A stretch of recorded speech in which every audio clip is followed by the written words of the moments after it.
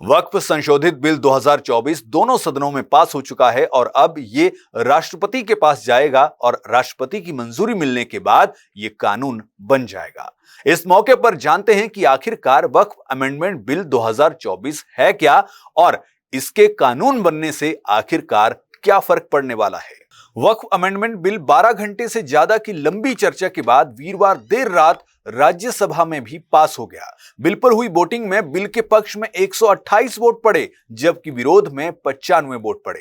आपको बता दें कि इससे पहले बुधवार को लोकसभा में यह बिल 12 घंटे की चर्चा के बाद पास हुआ था। अब यह बिल राष्ट्रपति के पास जाएगा और उनकी स्वीकृति मिलने के बाद ये कानून बन जाएगा। वक्फ संशोधन बिल के पास होने को प्रधानमंत्री नरेंद्र मोदी ने एक बड़ा सुधार बताया। उन्होंने एक्स पर पोस्ट कर लिखा कि यह कानून ट्रांसपेरेंसी बढ़ाएगा और गरीब पसमानदा मुस्लिमों के अधिकारों की रक्षा करेगा। उन्होंने कहा कि वक्फ संपत्तियों में सालों से गड़बड़ी हो रही थी जिससे खास तौर पर मुस्लिम महिलाओं और गरीबों को नुकसान हुआ। यह नया कानून इस समस्या को दूर करेगा। राज्यसभा में चर्चा के दौरान आपको बता दें कि बीजू जनता दल ने अपने सांसदों के लिए व्हिप जारी नहीं किया था। पार्टी ने सांसदों से कहा था कि सांसद अपनी अंतरात्मा की सुने और वक्फ बिल पर फैसला लें। वहीं दूसरी ओर बीजेपी के राज्यसभा सांसद सुधांशु त्रिवेदी ने सदन में बिल के पक्ष में बोलते हुए कहा कि वक्फ ने एक बार ताजमहल पर भी दावा कर दिया था। इसके बाद सुप्रीम कोर्ट ने उन्हें फटकार लगाई थी। सभापति महोदय, ताजमहल पर भी दावा कर दिया गया। अब तो मैं पूछना चाहता हूं, सुप्रीम कोर्ट ने अपने जजमेंट में कहा कि भाई शाहजहां के जमाने का लिखा फरमान लेके आइए, तब हम मानेंगे कि इस पे कोई दावा है या नहीं। आप सोचिए कि अगर ये वक्त का कानून इसी ढंग से चला होता तो क्या होता। अभी हमारे जॉन ब्रिटास जी और मनोज झा जी ने बहुत सारी बातें बोली थी। एक प्यास की बात बोली थी, उन्होंने उड़ीसा के ग्राहम स्टोन्स का जिक्र किया था, तो उसमें तो कांग्रेस की सरकार सीबीआई की इंक्वायरी नहीं कर पाई थी। मगर जब ताजमहल का उल्लेख आता है सभापति महोदय, तो एक प्यास मुझे याद आ जाती है। जब शाहजहां जेल में था और दूर से उस ताजमहल को देखता था और उसे सिर्फ एक सुराही पानी मिलता था और उसने औरंगजेब से कहा एक सुराही पानी और भिजवा दो, तो जानते उसने मना कर दिया। तो दुखी होकर शाहजहां ने फारसी में लिखा, ए पिसर तू अजब मुसलमानी, जे पिदरे जिंदा आप तरसानी, आफरीन हिंदुआन सदबार, जे देहंद पिदरावा मुर्दा देवम आप। मतलब तू कैसा मुसलमान है जो जिंदा बाप को पानी के लिए तरसा रहा है, तुझसे तो आफरीन 100 बार उन हिंदुओं को है जो पितृपक्ष में मरे हुए बाप को भी पानी देते हैं। बिल के बारे में अल्पसंख्यक कार्य मंत्री किरेन रिजिजू ने कहा कि व्यापक चर्चा के बाद तैयार किए गए बिल को जेपीसी के पास भेज दिया गया था। जेपीसी के बाद बुधवार देर रात तक चर्चा के बाद इस बिल को लोकसभा से पारित किया गया। उन्होंने कहा कि संशोधित बिल में हमने ट्रांसपेरेंसी, अकाउंटेबिलिटी, एक्यूरेसी पर केंद्रित बदलाव किए हैं। हम सिर्फ ये कह रहे हैं कि हमने जो नया प्रावधान लेके आए उसमें हर वक्फ बोर्ड में मुसलमानों में जो रिकॉग्नाइज्ड सेक्ट है सब मिलकर के वक्फ बनेगा। उसमें सुन्नी भी होगा, शिया भी होगा और जितने बाकी जो पिछड़े वर्ग है वो भी वक्फ बोर्ड में मेंबर होगा, ताकि सबका इंटरेस्ट का ख्याल रखा जा सकता है।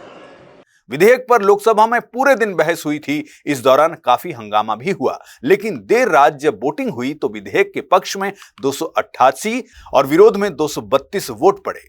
इससे पहले संसदीय समिति यानी जेपीसी में कुल 44 संशोधन पेश किए गए, जिसमें करीब 14 संशोधन जगदंबिका पाल की अगुवाई वाली जेपीसी ने स्वीकार कर लिए। संशोधित बिल को कैबिनेट ने पहले ही मंजूरी दे दी थी। अब इससे पहले कि हम ये बात करें कि इस संशोधित बिल के कानून बनने से क्या फर्क पड़ेगा, हम आपको ये बताते हैं कि आखिर वक्फ है क्या, और फिर बात करेंगे कि इसके कानून बनने से क्या बदलेगा। बात करते हैं कि आखिर वक्फ है क्या।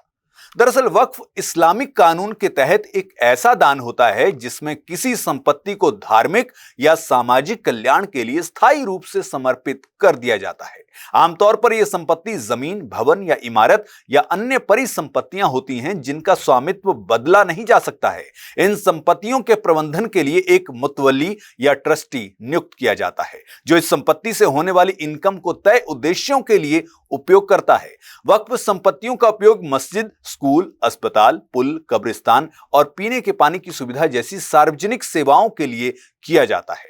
भारत में वक्फ का इतिहास दिल्ली सल्तनत के शुरुआती दिनों से जुड़ा हुआ है, जब सुल्तान मुइजुद्दीन सैमगौर ने मुल्तान की जामा मस्जिद के पक्ष में 2 गांव समर्पित किए और इसका प्रशासन शेखुल इस्लाम को सौंप दिया। जैसे जैसे दिल्ली सल्तनत और बाद में इस्लामी राजवंश भारत में फले फूले, भारत में वक्फ संपत्तियों की संख्या बढ़ती गई। 19वीं सदी के आखिर में भारत में वक्फ को खत्म करने का मामला तब उठाया गया था जब ब्रिटिश राज के दिनों में वक्फ संपत्ति को लेकर एक विवाद लंदन की प्रिवी काउंसिल में पहुंचा था। इस मामले की सुनवाई करने वाले 4 ब्रिटिश जजों ने वक्फ को सबसे खराब और सबसे घातक किस्म की शाश्वतता बताया और वक्फ को अमान्य घोषित कर दिया।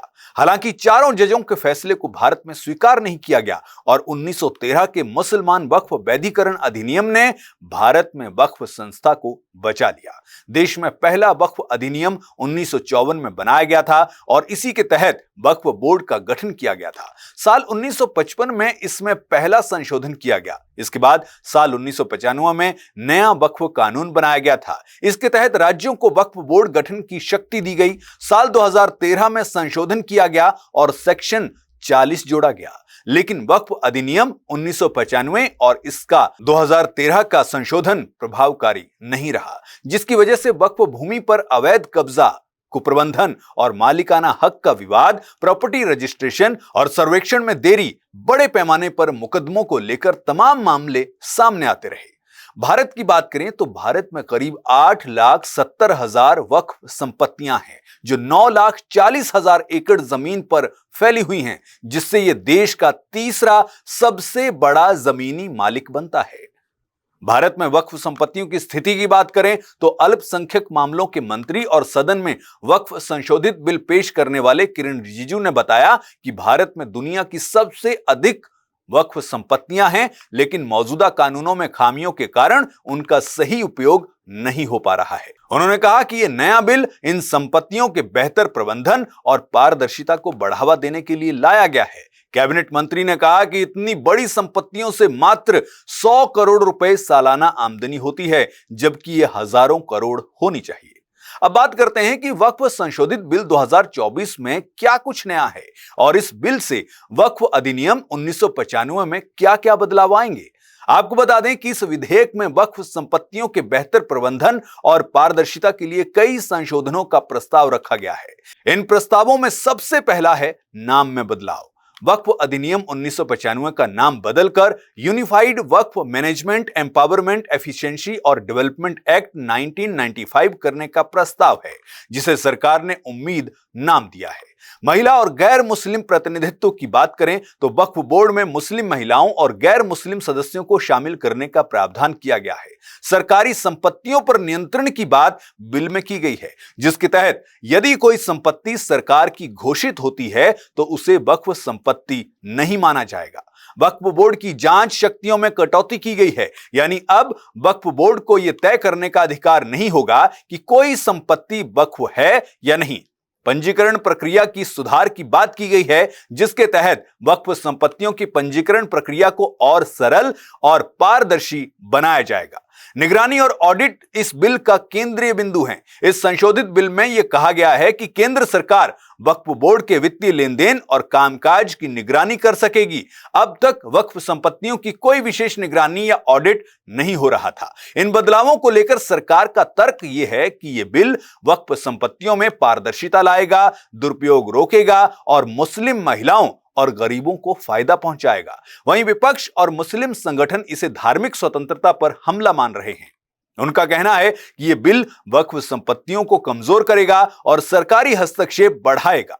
वक्फ संशोधन बिल 2024 का मकसद वक्फ अधिनियम 1995 में संशोधन करना है, ताकि वक्फ संपत्तियों के रेगुलेशन और मैनेजमेंट में आने वाली समस्याओं और चुनौतियों का समाधान किया जा सके। इसका मकसद पिछले कानून की खामियों को दूर करना है और वक्फ संपत्तियों के प्रबंधन, पारदर्शिता और दुरुपयोग को लेकर सामने आ रही चुनौतियों से निपटना है। अब सवाल आता है कि आखिरकार विपक्ष वक्फ संशोधित बिल 2024 का विरोध क्यों कर रहा है। इस बिल को लेकर दरअसल शुरुआत से ही विपक्ष ने कड़ी आपत्ति जताई है। कांग्रेस, एनसीपी, आम आदमी पार्टी और अन्य विपक्षी दलों ने इसे असंवैधानिक और विभाजनकारी बताया है। उनका आरोप है कि सरकार ने संयुक्त संसदीय समिति यानी जेपीसी की सिफारिशों को नजरअंदाज किया है। वहीं एआईएमआईएम के सांसद असदुद्दीन ओवैसी ने तो सदन में इस बिल की कॉपी तक फाड़ डाली। मुसलमानों को जलील और रुस्वा करना है, मुसलमानों को दूसरे दर्जे का शहरी बनाने का इनका मकसद है। सर, अगर आप हिस्ट्री को पढ़ेंगे तो महात्मा गांधी उस वक्त के व्हाइट अफ्रीका में सफेद फार्म अफ्रीका के कानून को महात्मा गांधी ने कहा था कि ये मेरा कॉन्शियंस इसको मानता नहीं है, मैं इस कानून को कबूल नहीं करता हूं। तो महात्मा गांधी ने क्या किया, उन्होंने उस कानून को फाड़ दिया। तो मैं गांधी की तरह इस कानून को फाड़ता हूं। ये अनकॉन्स्टिट्यूशनल है सर। इस देश में झगड़े पैदा करने का काम बीजेपी करना चाहती है मस्जिद और मंदिर के नाम पर, इसीलिए मैं इसका कंडेम करता हूं।